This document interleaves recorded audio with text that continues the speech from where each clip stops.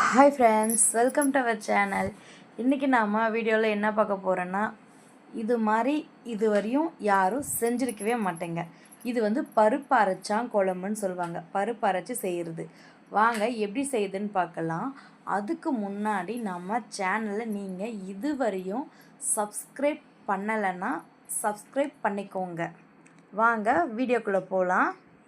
செய்யறதுக்கு ஃபஸ்ட்டு பார்த்திங்கன்னா கடலப்பருப்பு 1/2 கப், அப்புறம் இந்த ரேஷனில் தருவாங்களா பட்டைப்பருப்புன்னு சொல்லுவாங்களே அது ஒரு 1/2 கப், 1/2 கப் அரிசி. இதை ஒரு 1 ஹவர் ஊற வச்சு எடுத்துக்கலாம். 1 ஹவர் 1/2 ஹவர் போதும். ஒரு பத்தை தேங்காய், அதாவது ஒரு அரை மூடி இருக்குள்ள அதில் பாதி தேங்காய் எடுத்து கல்லில் வச்சு நல்லா நச்சுக்கணும். இது மாதிரி எல்லாத்தையும் நச்சு எடுத்துக்கணும். இது அப்பப்போ அங்கங்கே அது சாப்பிடும் போது தெரியும், அதுக்கு நல்லா இருக்கணும். அதனால தான் நச்சு எடுத்துக்கணும். இல்லைன்னா நீங்கள் இதை பார்த்திங்கன்னா நீங்கள் சிறுசாக கட் பண்ணி கூட அரைச்சிக்கலாம். இப்படி நச்சு எடுக்கும்போது சூப்பராக இருக்கும். அதனால் நம்ம நச்சு எடுத்தாச்சு. அதிலே ஒரு 10 பல் பூண்டு சேர்த்து ரெண்டுத்தையும் நல்லா ஃபஸ்ட்டு அரைச்சி எடுத்துக்கலாம். அரைச்சினா ரொம்ப கஷ்டம், கொஞ்சம் கொஞ்சமாக சேர்த்துக்கணும் எல்லாத்தையுமே அரைக்கிறப்போ பார்த்திங்கன்னா. இப்போ தேங்காயும் பூண்டும் நல்லா அரையட்டும். அதுக்கப்புறம் இது ஓரளவு அரைச்சி வந்ததுக்கப்புறம் பார்த்திங்கன்னா நம்ம ஊற வச்சுருக்கோம்ல பருப்பு, அதை சேர்த்து நல்லா கல்லில் ஆட்டிக்கலாம். சீரியஸாக சொல்கிறேன், டேஸ்ட் வேறு லெவலில் இருக்கும். கண்டிப்பாக ட்ரை பண்ணி பாருங்கள். இது கிராமத்து ஸ்டைலில் நம்ம இன்றைக்கி செய்ய போகிறோம். நீங்கள் செஞ்சு பார்த்துட்டு சொல்லுங்கள். நீங்கள் மிக்சியில் அரைச்சா அது நல்லாயிருக்கு, இந்த ஆட்டாங்கல்ல ஆட்டினா தான் நல்லாயிருக்கும். நல்லா அரைச்சிக்கலாம். பாருங்கள், சூப்பராக இருக்கும். இது அரைக்கிறதுக்கு கொஞ்சம் கஷ்டம்தான், இருந்தாலும் டேஸ்ட்டு நல்லாயிருக்கும். நீங்கள் ட்ரை பண்ணுங்கள், எல்லாருமே நல்லாயிருக்கும். இதுக்கு முன்னாடி யாராவது இது மாதிரி செஞ்சுருந்தீங்கன்னா அதை கமெண்ட் பண்ணுங்கள். நிறைய பேர் நம்ம வீடியோஸை பார்க்குறீங்க, கமெண்ட் பண்ண மாட்டேங்கிறீங்க, லைக்கும் பண்ண மாட்டேங்கிறீங்க. கண்டிப்பாக பாருங்கள். நம்ம சேனல் இதை சப்ஸ்கிரைப் பண்ணால் கூட சப்ஸ்கிரைப் பண்ணிக்கோங்க. பாருங்கள், இது அப்பப்போ கல் உள்ளே போயிடும். அதனால் அதை எடுத்து மேலே விட்டு ஆட்டணும், இல்லாட்டி எல்லாம் உள்ளே போயிடும். இது மாதிரி ஆட்டங்கள்ல ஆட்டுறவங்களுக்கு தெரியும் அது எப்படி உள்ளே போயிடும்னு சொல்லிட்டு.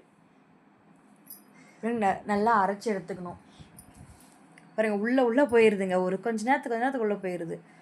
ஆனால் இது டேஸ்ட் நல்லாயிருக்குங்க. கொஞ்சம் கஷ்டப்பட்டேன். கொஞ்சமாக புளி, ஒரு கொட்டை புளி சேர்த்துக்கோங்க.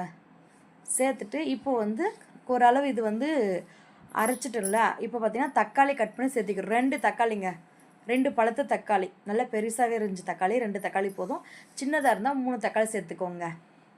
சீரியஸாக வேறு லெவல் டேஸ்ட்டு. இது களியோட, சாதத்துக்கு, தோசைக்கு, இட்லிக்கு எல்லாத்துக்கும் செம்மையாக இருக்குங்க. பாருங்கள், இப்போ நல்லா தக்காளியும் சேர்ந்து ஆட்டிட்டோம். அப்போ இன்னும் கொஞ்சம் பருப்பு இருக்குது, நல்லா அரைச்சா தான் நல்லாயிருக்கும். அதனால் இதில் அரைக்கிறத மட்டும்தாங்க ப்ராசஸ் கொஞ்சம் பெருசு.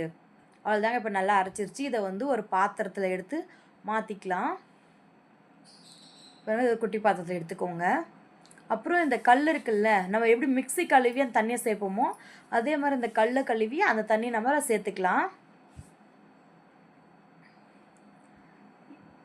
எல்லாத்தையும் கழுவிட்டு அதே அதில் சேர்த்துக்கலாம். இப்போ பார்த்திங்கன்னா அடுப்பு பற்ற வச்சுட்டு ஒரு கடாய் வச்சுக்கலாம். பாருங்கள், கடாய் வச்சாச்சு. கடாய் நல்லா சூடானதும் எண்ணெய் சேர்த்துக்கோங்க. எண்ணெய் சேர்த்துட்டு எண்ணெய் நல்லா காயணுங்க. நல்லா காஞ்சதும் கடுகு, கடலப்பருப்பு, சீரகம் சேர்த்து பொரியட்டும் நல்லா. இது நல்லா பொரிஞ்சு வந்ததும் நாம் ஒரு மீடியம் சைஸ் வெங்காயம் நல்லா சிறுசாக நீளமாக கட் பண்ணி வச்சுருக்கு, அதை சேர்த்துக்கலாம். சேர்த்துட்டு ஒரு கொத்து கறி லீப் சேர்த்துக்கோங்க. சேர்த்து நல்லா வதக்கிடலாம். வதங்கும் போது பார்த்திங்கன்னா கொஞ்சம் உப்பு சேர்த்துக்கோங்க. அப்போ தான் சீக்கிரமாக வெங்காயம் வதங்கும். வதக்கிட்டு கொஞ்சமாக மஞ்சள் சேர்த்துக்கோங்க. சேர்த்து நல்லா வதக்கிடலாம்.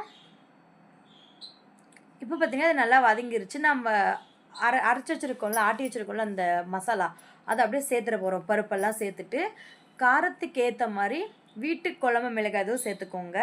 வேறு எந்த மசாலாவும் சேர்க்கக்கூடாது. சேர்த்து தண்ணி மட்டும் நிறைய வச்சுக்கோங்க. ஒரு 2 லிட்டர் தண்ணி கூட வச்சுக்கோங்க. ஏன்னா இது பருப்பு திக்னஸாக வரும். அதனால் ஒரு 2 சொம்பு வச்சுக்கோங்க. 2 லிட்டர்.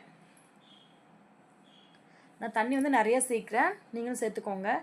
இது நல்லா வெந்து வரணுங்க. அப்போ தான் சூப்பராக இருக்கும். வேகும்போது பார்த்தீங்கன்னா திக்னஸ் ஆயிரும். அப்பப்போ கலரி விட்டுட்டே இருக்கணும்.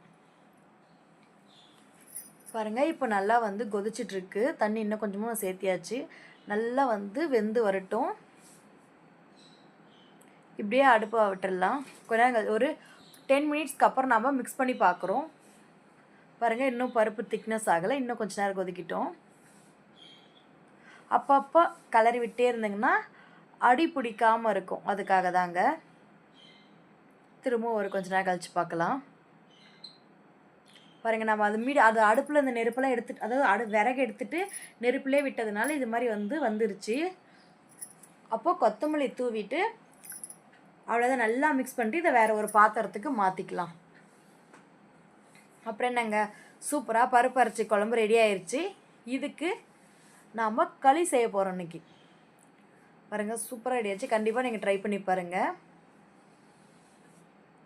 ஆஸ் யூஷுவலாக களி கலர மாதிரி நார்மல் களி செஞ்சுட்டு இதை நல்லா ஒரு வாழை இலையில் வச்சுட்டு, ஒரு வாழையில் வச்சு தண்ணி தெளிச்சுட்டு இந்த களியை வச்சு அதுக்கு மேலே நம்ம அந்த பருப்பரைச்சான் குழம்பு இருக்குல்ல, அந்த பருப்பரைச்சான் குழம்பு சேர்த்து களியோட சாப்பிடும் போது வாவ், வேறு லெவல் டேஸ்ட்.